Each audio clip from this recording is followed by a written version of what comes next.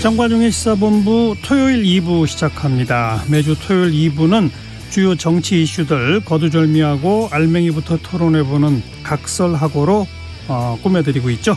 자, 각설하고 출발합니다.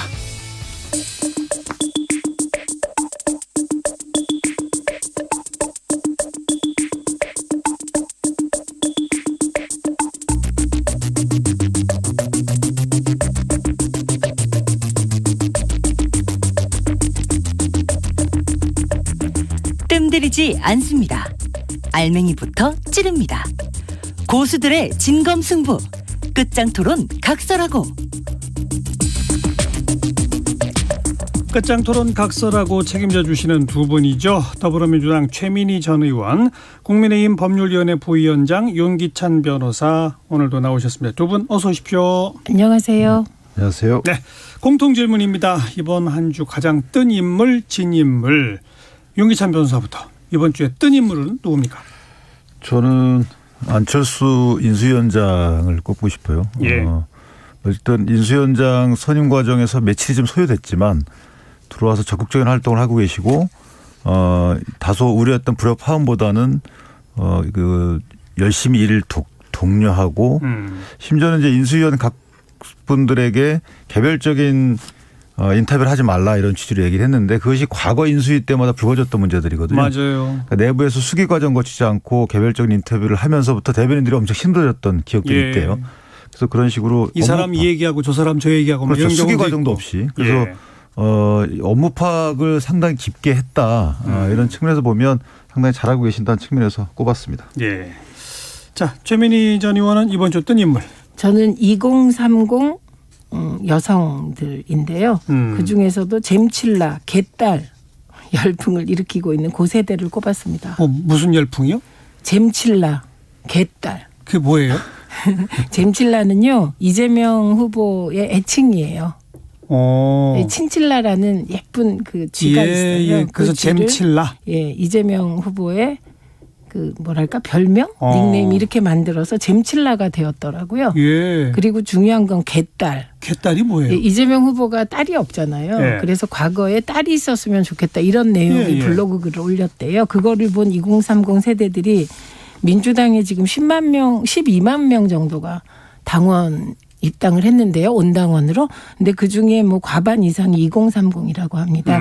그런데 내가 딸이 돼주겠다. 근데 개딸이 될 거다. 그래서 개딸은 무슨 의미냐면. 왜 개자를 붙여요? 그냥 딸인데 옛날에 딸 그러면 고분고분하고 예쁘고 상냥한 건데 그게 아니라 거침없이 말하는 딸이 되겠다. 이런 뜻이라고 합니다. 개가 아니고 개딸이에요? 네, 개딸. 특이하네. 그래서 이런 열풍을 일으킨 2030 세대를 꼽고요. 그리고 그들의 그런 적극적인 행동이 박수현 씨를 비대위 공동위원장으로 올리게 만들었다고 그랬죠. 봅니다. 그래서 정치 효능감을 만끽하고 있을 2030 적극적으로 행동하는 여성들을 꼽습니다. 네. 대선 전에 좀 그렇게 적극적으로 하지 이런 생각 안 드세요? 대선 전에 조금 늦긴 했지만 그러니까. 막상 결집이 됐죠. 저는 지난 거는 무조건 고맙게 생각합니다. 자, 이번 주에 진 인물 먼저 윤기찬 변호사. 저는 최입의 민주당 비대위원이 완전히 졌다고 보기보다는 비대위원으로서의 역할이 너무 과거스럽다라는 생각을 해요. 그러니까 이분이 새로운 인터뷰를 통해서 문 대통령께 반성문을 쓰라는 소리는 아니다.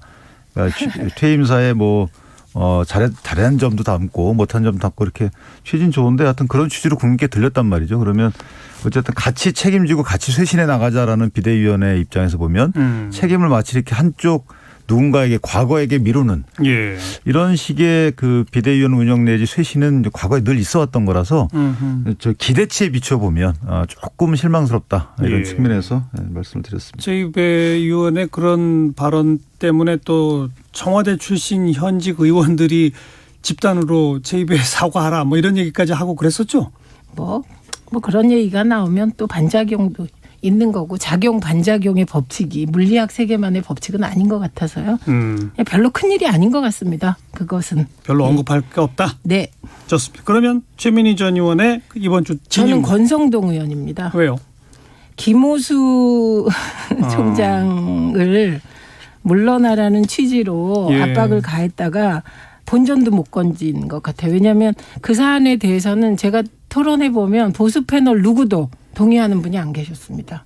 네, 그리고 거꾸로 지금 인터넷에서 어떤 포스터가 돌고 있냐면 국민이 키운 김호수 내유를 바꾸는 대통령 5년 후의 대선 풍경 이렇게 하고 포스터가 나돌게 됐거든요. 그러니까 조금 권성동 의원 인수위 안 들어가셨죠. 근데 그 인수위를 단속하고 있는데 개별 의원의 의견으로 의견을 내신 것 같습니다만 그래도 윤핵관 중에 한 명으로 알려진 분이 그러다 보니 괜히 불똥은 윤석열 당선인 의지가 아니야? 이런 오해를 불러일으킨 것 같아서요. 저는 권성동 전 의원 꼽았습니다. 이게 그 오해를 불러일으킨 것 같아서요라고 표현하셨는데 네. 오해를 불러일으킨 겁니까? 사퇴 압박인 겁니까? 저는 이제 권성동 의원의 정치인적 관점에서 한 얘기라고 보고요. 이거는 인수위하고 상관없는 발언이고 한편 만약에 이제 이거를 선회한다면 지금 의원님 말씀처럼 김호수 현 검찰총장과 정치적 관점입니다. 뭐 그다음에 예전에 윤석열 검찰총장과는 달랐어요. 왜냐하면 이제 그 미운털 박힌 그 어떤 행동의 양상이 달랐던 거죠. 예를 들면 윤석열 당시 총장은 살아있는 권력 현 실세와 관련된 수사를 하다가 어찌어찌 갈등을 일으키게 된 것이고 현 김호수 총장의 경우는 이걸 만약 갈등으로 표현한다 그러면 그러니까 권성동 의원과 갈등으로 표현한다 그러면 수사를 안 하다가 갈등이 터진 거거든요. 지난 뭐 여러 가지 과거권 빼더라도 현재 뭐 성남 관련된 여러 가지 수사에 대해서 어쨌든 미진하다라는 이런 그 국민적 여러 가지 소리가 나오기 때문에 그래서 이런 말이 나오게 된 거고 그러니까 나오게 되는 경위나 배경은 다르다. 물론 임기가 보장된 검찰총장에 대해서 이러쿵저러쿵 얘기하는 것은 잘못됐다고 저도 생각을 해요. 그런데 약간 경위가 양상이 이런 것들은 좀 다르다. 이런 말씀 보태입니다. 그거는 지금 얘기할 사안은 아닌 것이 윤석열 전 총장이 정치권에 들어오는 과정 굉장히 긴 과정입니다. 어떻게 보면 2012년 대선에서 댓글 공작이 있었고 이건 뭐 사법적으로 확인된 거니까요. 그렇죠. 그때 박근혜 정부에 대항하면서 좌천당하고 뭔가가 형성되어 왔던 긴 과정이고 이 김호수 총장의 이 포스터는 그게 실현 가능성이 있다기보다는 비아냥되는 겁니다. 검찰의 독립성, 검찰총장의 임기는 지켜져야 한다고 했던 윤 당선인 측이 본인에 대해서만 그런 거구나. 다른 사람은 아니구나. 이런 비아냥이라서 사실 그렇게 똑같이 비교할 수도 없는 겁니다. 이거는 오히려 비아냥이 더 큰 포스터예요. 그래서 이런 모방과 풍자의 포스터가 지금 마구 나돌고 있는 것이 그게 민심이다 이렇게 보시면 될 것 같아요. 근데 이제 우리가 한번 생각해 볼 게 이제 좀 비아냥 같아요. 제가 보기에도. 그래서 검찰총장의 임기는 지켜져야 된다. 전적으로 큰 대명제엔 동의합니다. 그런데 해당 공무원이 자각할 필요도 있어요. 예를 들면 내가 지금 잘하고 있는 건지 국민적 시각에서 볼 때 어떤 우리가 월급 주는 공무원의 역할을 제대로 안 하고 있는 분이 그 자리를 꿰차고 계속 있는 것이 이게 원래 옳은 건지 정치인의 어떤 정치적 문제제기 이전에 이런 문제에 대한 공론화는 사실은 다소 이 국민적 시각에서 필요할 수도 있다고 생각을 해요.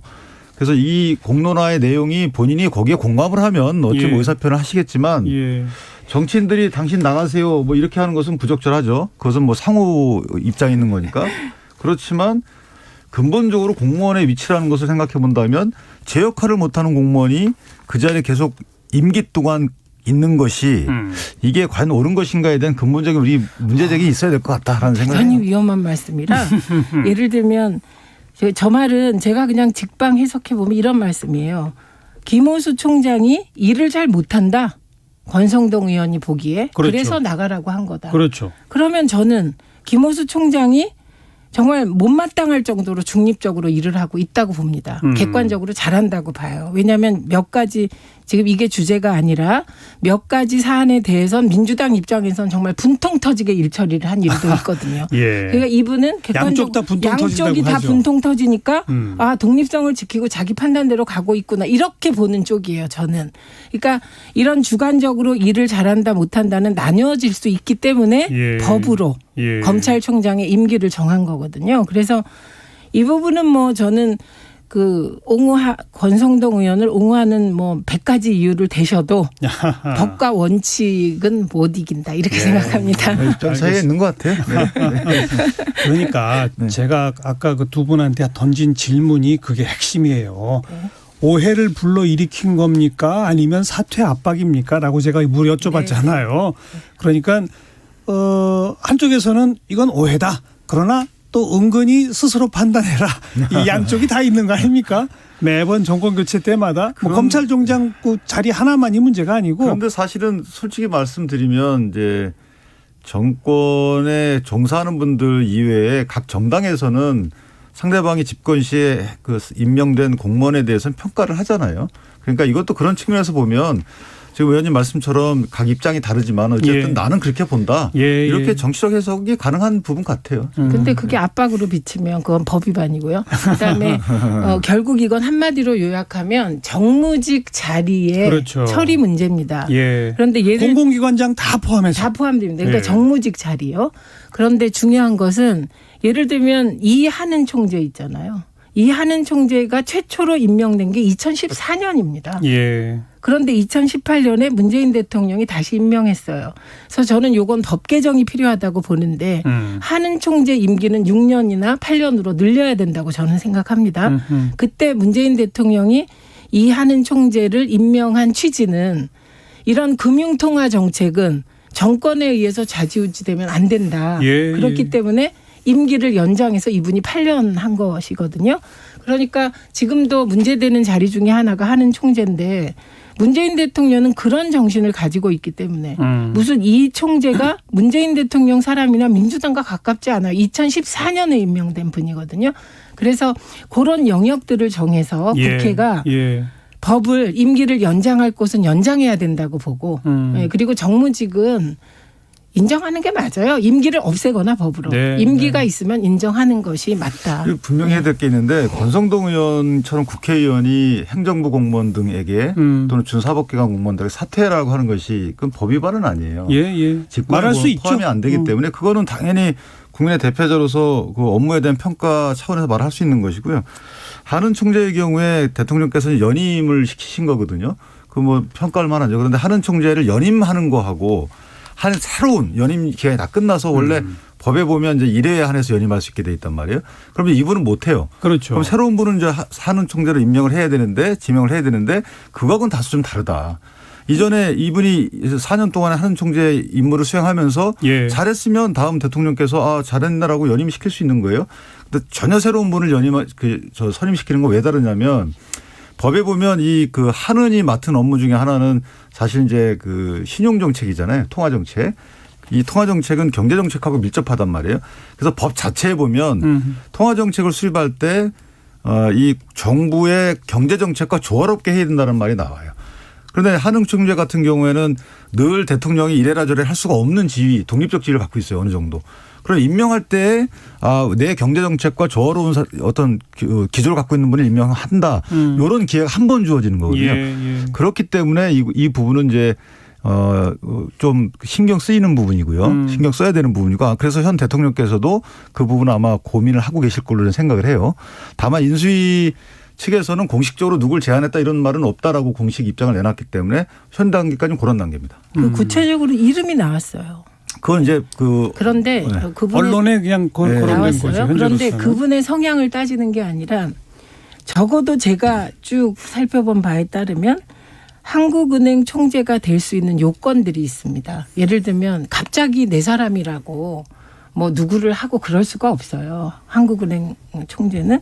근데 우리가 지난번에도 이 자리에서 얘기한 게 다른 건 모르겠지만 경제 공약은 가다 보면 비슷해지는 한 분야였다고요. 이미 비슷하죠. 네. 그래서 지금 말씀하신 한국은행 총재가 통화 정책을 총괄하는 통화 등의 정책을 총괄하는데 이 사람을 바꾸어야 될 만큼 성향을 확 뒤집어야 될 만큼의 상황은 저는 대한민국에 없다고 생각합니다. 오히려 한국은행 총재는 정치권의 입김과 떨어져서 경제 자체만을 보고 일을 할 수 있도록 조건을 마련해 주는 것이 더 중요하다. 이런 쪽이에요. 그때 한국은행 총재를 정치적인 색채가 강한 사람 임명하게 이런 적이 없고요.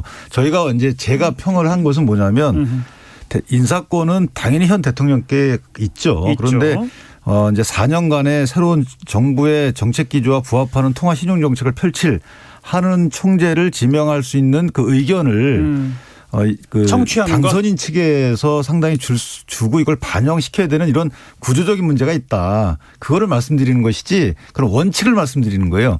누가 어떻고 이거는 사실 뭐 저희가 왈가왈부할 대상은 아닌 거고. 아직은 그 단계는 아닌 거고. 약간 이게 지금만 일어났으면 그런데 다 이런 갈등이 있었습니다. 그런데 다 임명했어요.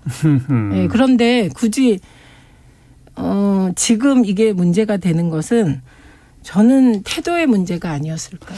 자, 뭐 이 얘기 나온 김에 지난 수요일 날 대통령과 당선인이 오찬 회동한다고 다 예정이 돼 있다가 전격적으로 4시간 전에 취소가 돼서 아주 큰 정치적 이슈가 되고 있습니다. 또 언론에서는 뭐 다 양쪽 진영에서 공식적으로 발표한 바는 없습니다만 아마도 이명박 전 대통령 사면 문제 그다음에 무슨 그 인사권 문제, 그 인사권 문제 가운데서도 특히 무슨 감사위원 2자리 문제 이런 것들의 의견 차이가 있었기 때문 아닐까라는 얘기들이 막 나오고 그 얘기 해보죠. 왜 이렇게 된 거예요, 우선? 뭐 정확히 알 수가 없죠. 그런데 분명한 것은 뭐 두 분이 만나기로 하고 불발된 이유는 분명히 있겠죠. 그런데 단순한 문제는 아닌 것 같고. 지금 이제 해결돼 가는 과정이지만 어쨌든 아까 제가 말씀드린 그런 차원의 연장선상이 아닌가라는 생각을 하고 예를 들면 인사권한은 대통령께서 갖고 계시기 때문에 당선인 측에서는 사실 대통령의 인사권한을 우리의 의견을 들어서 행사 주십사 기조를 말씀드려요. 행사 주십사는 요청을 드릴 수 있는 거란 말이에요. 뭐 그런 과정에서 뭐 서로 간의 의견이 안 맞았을 수는 있는데 구체적으로 뭐 어떤 직위 갖고 했는지에 대해서는 뭐 알 수가 없습니다. 이게 언론 입장에서는 굉장히 섹시한 장면이죠. 그럼요. 왜냐하면 문재인 대통령의 검찰총장이 문재인 정부의 검찰총장이 반문을 기치로 출마 선언을 하고 반문 결재. 대통령이 됐고. 예, 그리고 대통령이 됐단 말입니다. 예. 이러니까 이 둘이 만나는 게 전 세계적으로도 호사가들의 관심일 것 같아요. 예. 그런데 더 관심을 끌게 됐죠. 왜냐하면 만나면 불발 취소됐으니까. 네. 그게 신구 권력 간 갈등 막 이런 제목을 쓰잖아요. 쓰는데 그건 사실 말이 안 되죠. 어떻게 구권력이 뭐 권력이 있습니까? 물러가는데 신권력이 그 권력이 있는 거지. 그래서 그거를 뭐 공평하게 갈등이라고 하는 건 전 동의가 안 됩니다. 근데 중요한 건 우선 이 대통령 사면 문제와 관련해서는 이걸 청와대가 흘렸을 리는 없잖아요. 너무 많은 보도가 사전에 확정적으로 나온 것. 이거는 문재인 대통령 입장에서는 결코 청와대 입장에서는 그게 긍정적으로 보일 리는 없지 않습니까? 제가 마지막으로 본 건 그 회동 전에 만남 예정 시간 전에 본 거는 확정됐고 이미 확정됐고. 김경수 지사와 정경심 교수를 넣나 맞냐만 남았다. 그래서 둘을 묶어서 할 수 있을까? 이런 확정적 기사까지 나왔거든요. 예. 이런 상태라면 사실은 청와대는 불쾌할 것 같고요. 그다음에 인사 관련하여서 이런저런 요청을 할 수 있는데 제가 이렇게 저렇게 취재하고 추측한 바에 따르면 이철희 수석은 사실 청와대 내에서 가장 온건하고 가장 타협적인 분이거든요. 그걸 고려하면 요청이라고 생각한 것이 압박으로 비쳤을 태도의 문제일 개연성은 있어 보입니다. 이철희 수석이기 때문에. 네. 그래서 윤호중 비대위원장은 당선인 측의 대단한 무례함 때문이라고 알고 있다. 이런 언급까지 했어요. 근데 정중해야죠. 그런데 한편 보면요. 이게 무례함 때문에 회동이 망가졌을까? 그럼 그것도 우스운 겁니다. 내용이 중요한 것이 그런 것이지. 그건 감정 싸움이라는 것이거든요. 감정을 무례한 거에 대한 언짢았기 때문에 회동이 취소됐다라고 저는 그렇게 생각을 하고 싶지 않아요. 어쨌든 뭔가 서로 간에 회동의 목적과 목적에 있어서 좀 차이가 있었다. 이렇게 봐야지. 그거는 이제 어떻게 보면 회동이 잘못되게 된 그 책임을 어떻게 내용이 밝혀지지 않고 있으니까 그 책임의 소재를 정하기 위한 그런 단어를 쓰신 게 아닌가라는 생각을 해요. 오만하게 비춰질 수 있고 무례하다 이런 단어는 사실은 이제 당선인 측에다 책임을 전가하기 좋잖아요. 그런데 현 대통령과 다음 대통령이 만나서 어떤 중요한 사안을 논의하는데 감정 때문에 억울해졌다 그러면 국민들이 어떻게 보시겠습니까? 저는 그건 동의하고 싶지 않고요.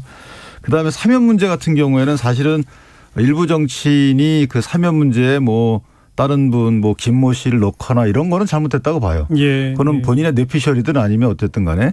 근데 만약에 특정 한 대통령에 관련된 전직 대통령에 관련된 것이었다면 이것이 누구한테 유리한지에 대한 그런 구도 때문에 이 뭐 서로 간에 누가 흘리고 이런 문제는 아니었다고 봅니다.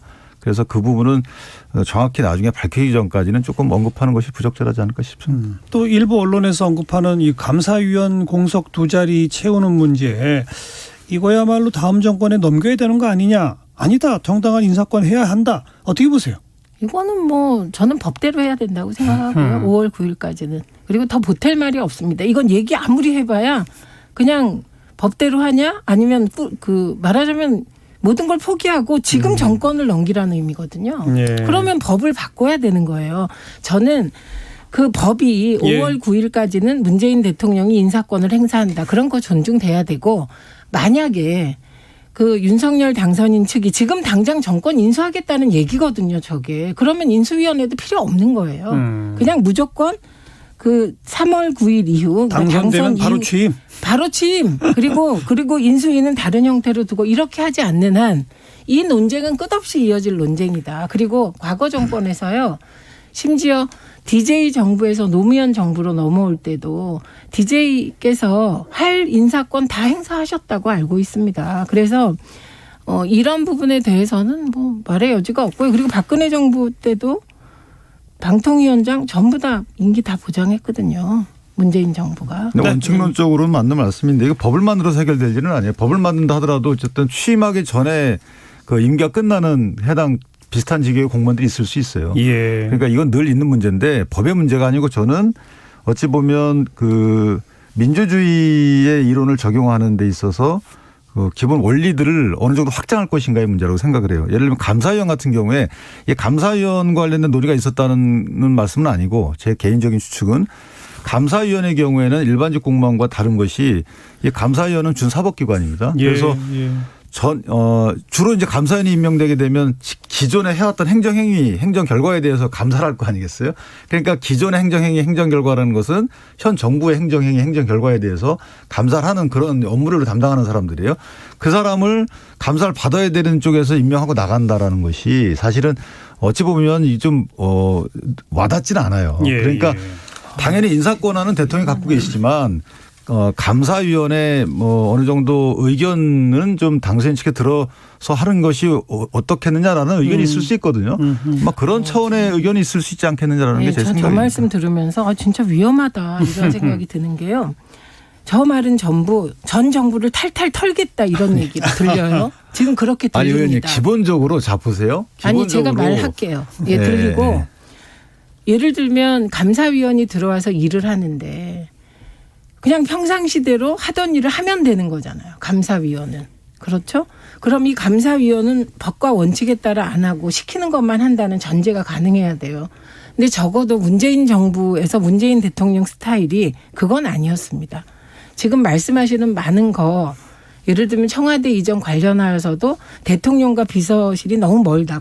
그 본관과. 그거 문재인 대통령 아니었거든요. 그 얘기 이따가 또 하죠. 그러니까 과거 이명박 정부 때와 문재인 정부를 비교해 봤을 때 많은 것이 개선되었는데 지금 나오는 진단들은 마치 이명박 정부 때가 지속되고 있다는 걸 전제로 나오는 느낌이 든다는 거예요.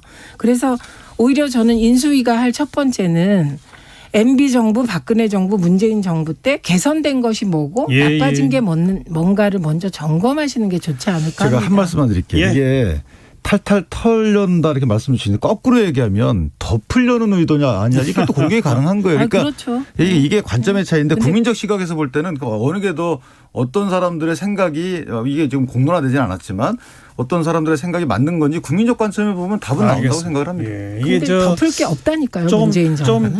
좀 크게 제가 좀 이렇게 얘기를 하자면 지금 공석이 되어 있는 몇몇 이 정치적 자리에 대한 임명 인사권의 문제이면서 동시에 각종 공공기관장 등등을 포함해서 임기가 남아있는 분들의 거취 문제와도 다 연결되어 있는 거 아닙니까? 근데 뭐 우리 일반 우리 국민들이 다들 알다시피 아주 과거 80년대 정권 때 같을 때는 정권이 한번 바뀌면은 임기고 뭐고 그냥 아주 거칠게들 쫓아냈죠. 그러다가 점점 거칠게 쫓아내면 그 저항해서 소송까지 걸고 거기서 승소하고 이런 사례들이 조금씩 쌓이면서 미묘한 긴장 관계가 흐르고 또 박근혜 정부는 또 그런 과정 때문에 뭐 어떻게 보면 재판에서 유죄로 인정된 여러 가지 요인 중에 하나가 또 되기도 했었고 그러다 문재인 정부에서도 사실 환경부 산하 뭐 기관의 이 기관장 그 인선 문제 때문에 지금 사법부에서 유죄 판단까지 이미 나와 있는 상태 아닙니까? 이러다 보니까 옛날처럼 거칠게는 못하고 또 지금은 이제 법대로 하긴 해야 되는데 그러나 또 은근한 압력 같은 거는 항상 존재하고 지금 이런 상황이잖아요. 네, 그래서 저는 원칙을 세워야 한다는 거예요. 법으로 그냥 하자. 정무직 공무원은 임기를 다 보장해라. 예. 그러면 김은경 장관은 왜 구속됐냐. 예. 다른 부처는 그런 일이 없었잖아요. 일을 잘못 처리했다는 거죠. 그러니까 법을 어겼다는 거죠. 그러니까 감옥에 가 있잖아요. 그러면 만약에 지금 문재인 대통령에게 인사권이 있어서 인사를 했는데 그 사람을 차기 정부가 쫓아내려고 한다. 감옥 가야죠. 예, 그래서 아예 기준을 이렇게 정해 놓는 것이 지금 뭐 윤석열 당선인의 윤석열 정부로 대한민국이 끝나지 않잖아요. 예, 예. 반복되는 논란을 법적 원칙으로 끝내는 게 맞다는 게 저는 일관된 주장입니다. 한 말씀만 하세요. 네, 뭐 지역적인 문제인데 김은경 장관만의 잘못은 아니죠. 거기에 인사비서감도 들어가 있잖아요. 그러니까 이게 전반적인 어떤 아까 말씀하신 대로 그렇게 해왔던 관례대로 해왔던 것을 이제 법의 잣대로 이제 단죄하기 시작해가지고 예. 이게 두루뭉실 이제 어떤 뭐 틀이 만들어져 가고 있는 건데 그렇지만 국민적 시각에서 볼 때 어쨌든 감사 기능은 또 제대로 살릴 수 있는 그런 그 인사 시스템이 돼야 되는 것이고 이런 측면에서 차제 공론화 시켜서 말씀하신 대로 혹시 가능하면 제도적 어떤 보완을 하는 예. 것도 검토해볼 만하지 않을까 싶습니다. 알겠습니다. 뭐 이 자리에서 공개적으로 다 말씀 못 하시겠습니다만 각종 자리를 둘러싸고 지금 아주 미묘한 신경전들이 다 펼쳐지고 있을 아니, 겁니다. 하고 싶은 사람들이 주로 적극적으로. 그러니까요. 자, 정관용 수사본부 토요일 2부 끝장토론 각서라고 듣고 계십니다. 잠깐 교통정보 전해드리고 계속 토론 이어가죠. 김민희 씨. 네, 여전히 도로 위로 사고 구간이 많습니다. 경부고속도로 서울 방면으로 기흥 부근 2차로에서는 사고가 나면서 기흥에서 수원 사이 정체가 더 심해져 있고요. 더 가서 판교 부근에서도 사고가 나면서 5차로를 막고 처리 작업을 하고 있습니다. 서울 양양고속도로 양양 쪽으로 서양양